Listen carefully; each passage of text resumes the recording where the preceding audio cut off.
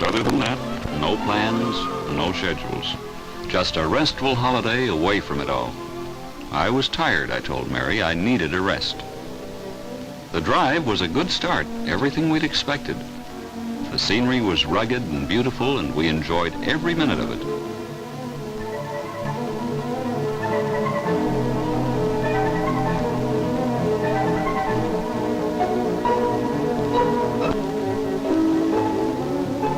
In fact, Flin Flon appeared in the distance all too soon. But the kids didn't mind. They were looking for excitement. Who needs a rest?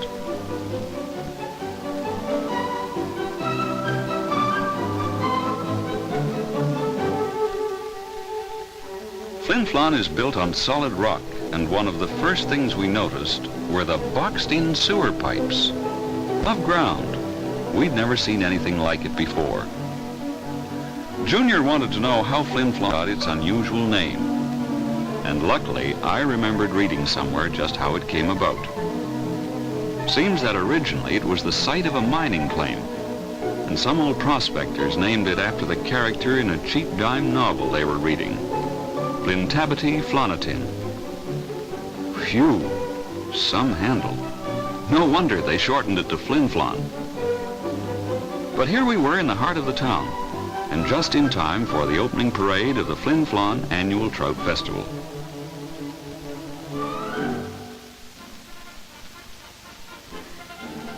Like Mary and the kids, I'm a sucker for a band, always have been.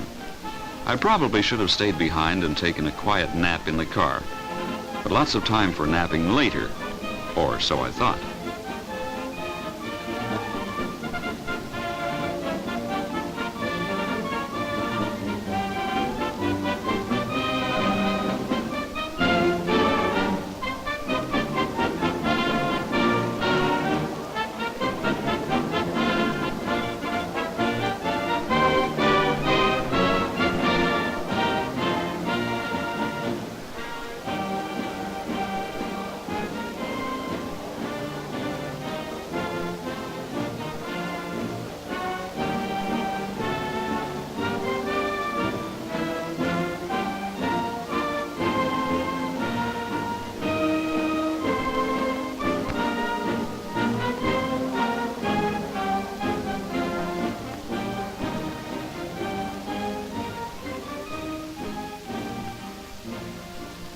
With its rocky foundation, Flin Flon is a town with few basements, and more to the point, there are few lawns to cut.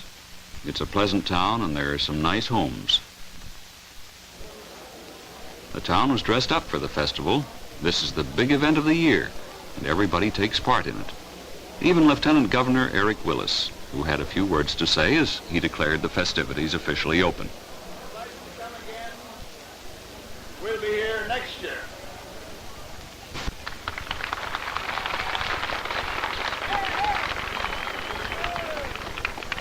And now it is my pleasant duty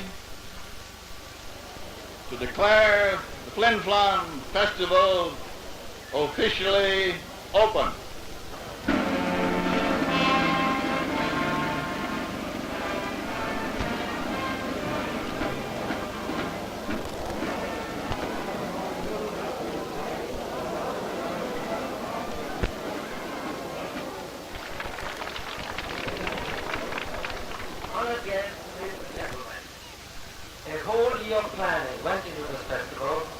There was a feeling of enthusiasm in the air, and as I listened to the speeches and watched the townsfolk and visitors entering into the spirit of it all, I thought that perhaps life in Flin Flon might be a pretty good deal all round. Everybody seemed friendly and happy. Cree Indian Chief Linklater made a speech of welcome too. He wasn't too fluent in English, but went great guns in his own language, one of the ancient tongues of Canada, spoken long before the white man appeared on the scene. I tried to keep track of the family from time to time, but it wasn't easy. Too many things to see and do. Hey, when was I going to get some rest? Not now, anyway.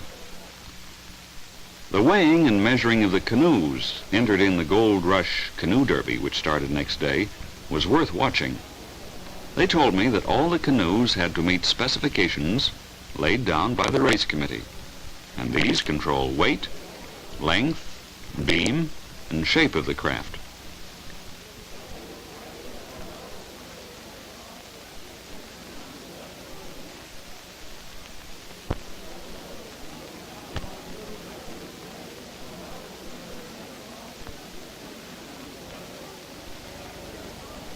Heather said she'd never seen so many canoes on a street before, and to tell the truth, neither had I.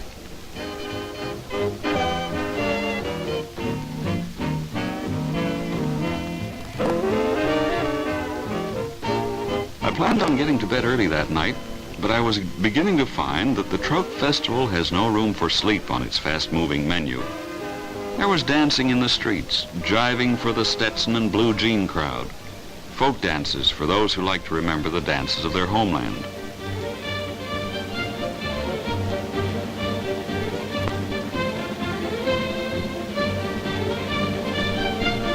Maybe our kids should take this up next fall in Winnipeg. Seemed like good, healthy exercise, besides being a lot of fun.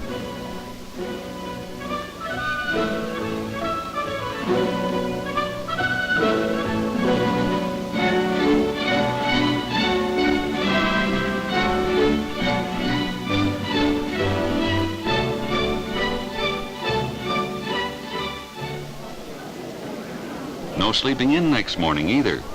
The Gold Rush Canoe Derby got underway early. Everybody was out for the official takeoff. Hold your position, gentlemen. 10 seconds. 5 seconds. 1, go. Okay, CFR! Let's go, fellas. Go, CFR! And the 11th annual Flin Flon Gold Rush Canoe Derby is underway, and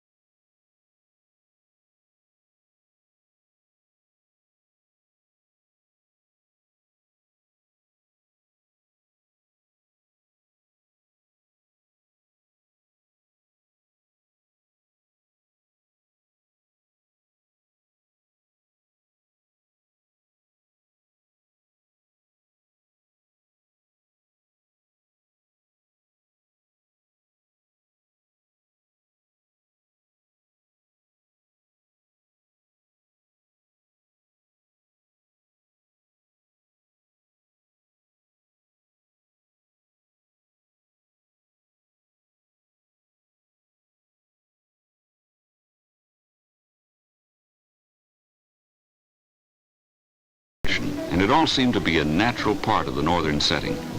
In a country which hadn't changed much since the first explorers passed through on their way west. I felt the centuries roll back, felt the eager anticipation of men who were opening up the vast new land called Canada, the thrill of discovery which men don't experience anymore. I suppose I envied these men who had come from different parts of North America to take part in the race. I wondered if Rob was too young to appreciate just what was going on.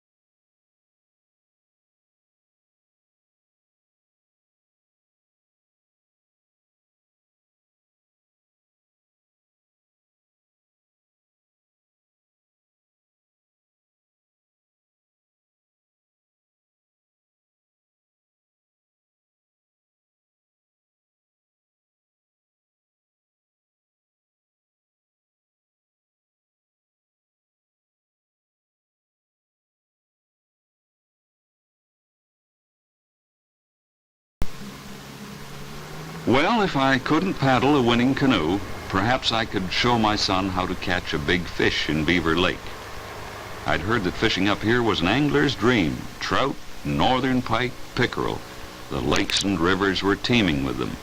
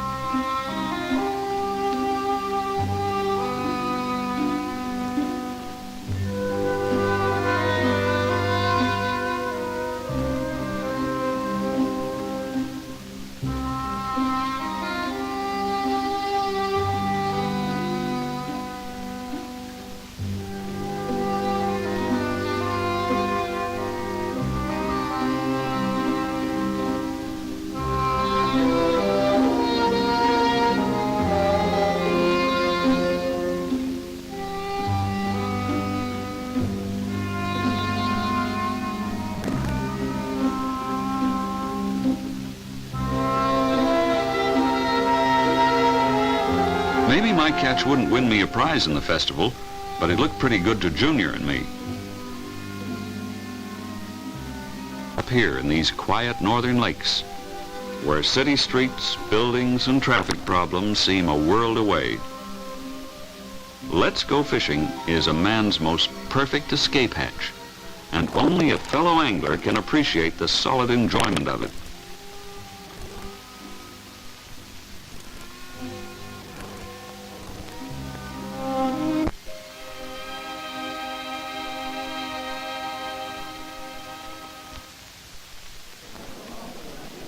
At the official weighing-in depot, hopes were high. Bets were made as the entries were hauled in and the weights announced. A man will get more kick out of landing a big one than directing an industrial empire.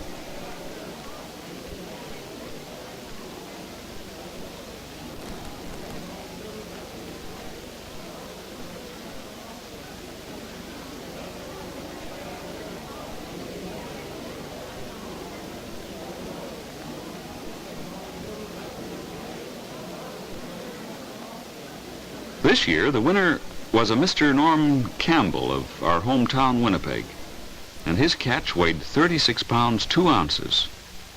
Some fish.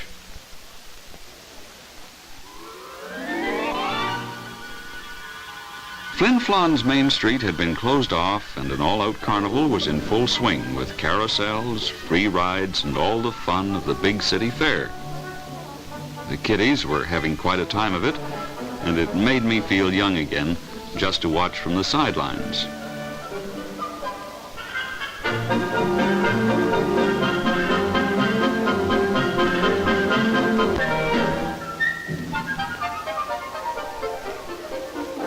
It wasn't our day to be champions at anything, but we didn't mind. We were having a pretty good time losing. Mary made herself useful by acting as one of the judges in a little girl's doll dressing competition. She was enjoying every minute of Flin Flon. I guess she's a small-town girl at heart. Although with a population of nearly 15,000, Flin Flon isn't as small as you'd think.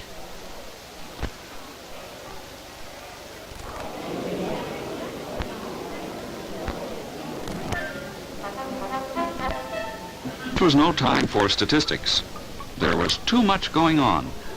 Junior's a stiff pace in the tricycle race, but he was beaten in the final heat and had to be content with a consolation prize.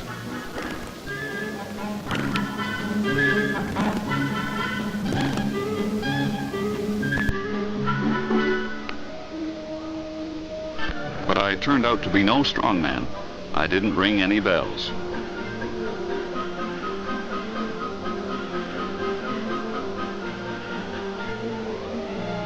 Mary set out to retrieve a family honor, but it wasn't her day either.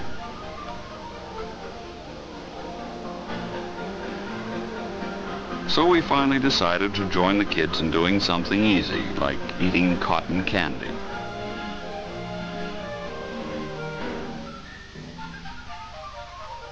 That evening, while a lot of people were enjoying the all-night fish fry in the community hall, We decided it was the quiet campfire for us and a chance to take it easy, get to know our newfound friends.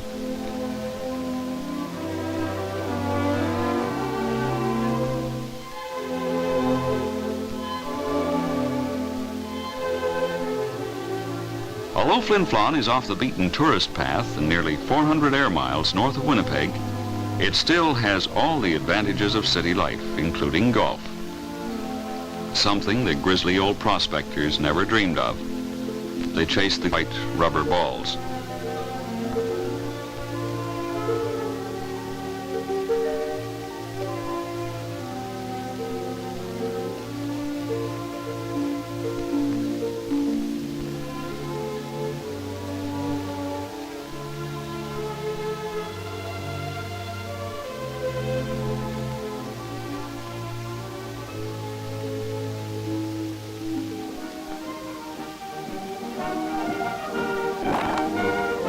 Beaver. The Bucksaw log cutting jamboree was no ladies' game. I'd wisely decided to keep out of this one, but it was great to see strong men using their muscle instead of push buttons or switches to get something done. A throwback to the early days of logging, and to a guy who gets his exercise pushing ballpoint pens.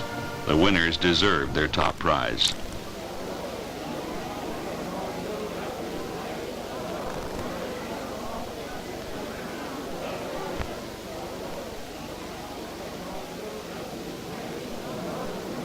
Squaw wrestling, in spite of its name, is a contest for men. A handy accomplishment when you're on a fishing trip.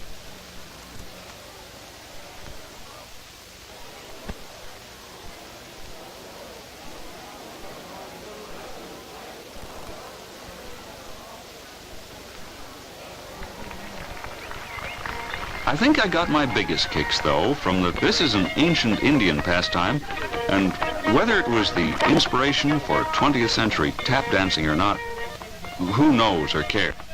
But it requires some mighty fancy footwork with music to match.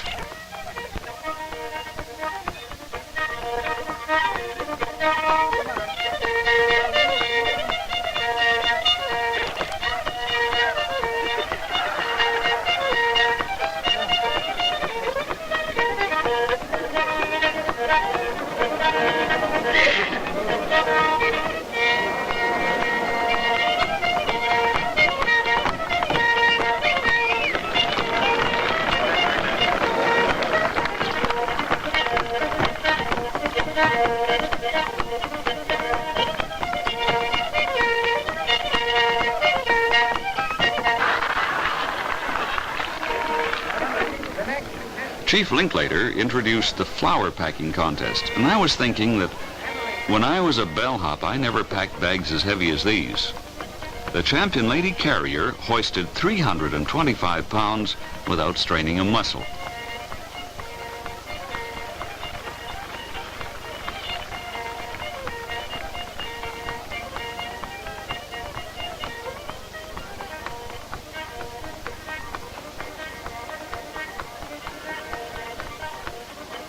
Some of the men packed upwards of 500 pounds in their backs. Who said our race is getting soft? Not up here in the woods of North Manitoba, that's for sure.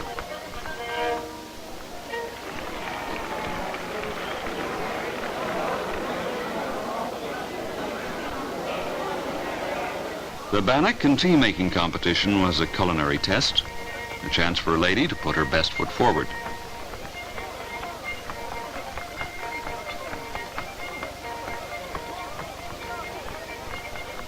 It was the chief's pleasure to decide which lady had the lightest touch with the dough, as if they all didn't. And this was one job he was welcome to. Hadn't he ever heard of ulcers?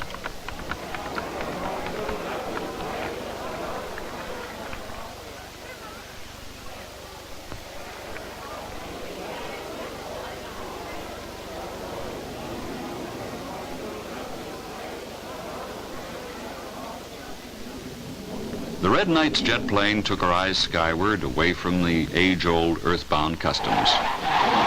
It seemed to symbolize the spirit of a new age in space exploration, And I had the feeling that the people of Flin Flon were ready to meet it, for this is a progressive community with one foot in the lusty past and the other pressing toward the future.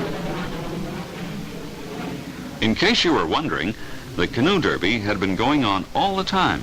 They were now into their third and last day, on the final lap of a grueling endurance test and just finishing one of the longest portages of the race.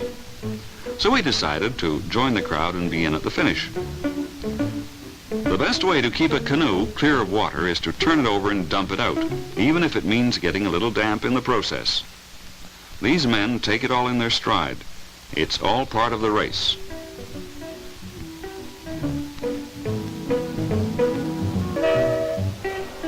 This is the climax of the race. Everyone gets tense with excitement. No wonder the Gold Rush Canoe Derby is famous. It's a thrilling event, probably the only one of its kind in the world. Here they come for the finish. The winner is decided on a cumulative basis, which means it's the best average for the 3-day, 90-mile course that counts. So even if a team rides over the finish line first, it doesn't always mean they're the winners. The Labatt's Trophy was specially designed for the Canoe Derby by Clarence Tilenius. And I remember talking to him in Winnipeg not so long ago. It was a sunny afternoon in his garden when he told me how it all came about. The white men who first came to this country had many things to thank the Indian for, but surely one of the greatest was the birch bark canoe. Without the canoe, the whole of the North Country would never have been explored. So, in this trophy, I wanted to try to catch, if I could, the spirit of canoe country and wilderness travel, to tie together the Indian, the trappers, the prospector, and the canoe that carried them through white water and smooth wherever they wanted to go. I thought of how proud he'd be if he were here to see how the contestants respected what the trophy stood for.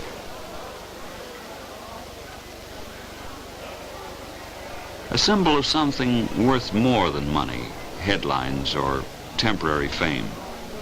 The men who win this race must know something of the feeling of conquest, as their pioneering forefathers did before them. I guess the presentation of the Labatt's Trophy to this year's winners, Gil Tinkler and Buzz Peterson, was the highlight of the festival. It seemed to bring everything to a grand finale.